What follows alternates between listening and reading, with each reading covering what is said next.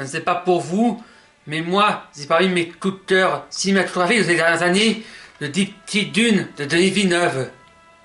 Alias, l'adaptation qui a rendu justice au monument de la science-fiction imaginé par Frank Herbert.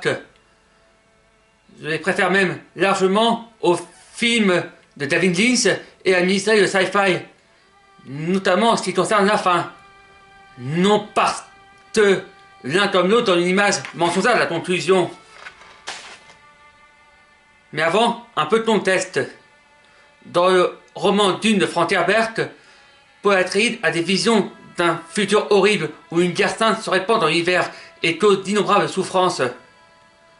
Dans un premier temps, il tentera d'empêcher cela, mais à la fin, il se rendra compte que non seulement ses efforts pour empêcher le djihad des Fremen sont vains, mais qu'en plus, il est le pion impuissant d'un jeu politique qui le dépasse.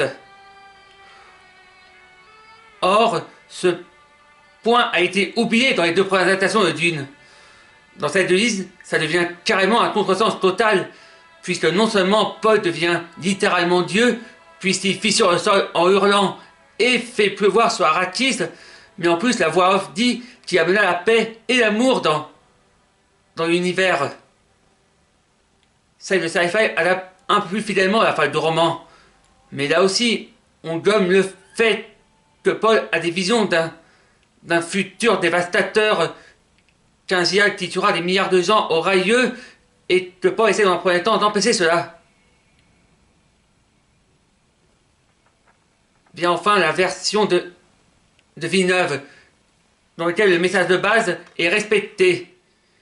Déjà parce que c'est la seule des trois adaptations à nous montrer que Paul a des visions de la guerre sainte à venir et qui tente dans un premier temps d'empêcher qu'elle se produise, mais surtout parce que là on assiste carrément au déclenchement de la dite guerre sainte.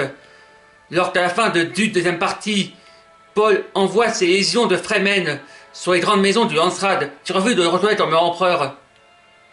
La musique qui accompagne la scène de fin ne laisse aucun doute sur le fait qu'il se passe quelque chose de dramatique.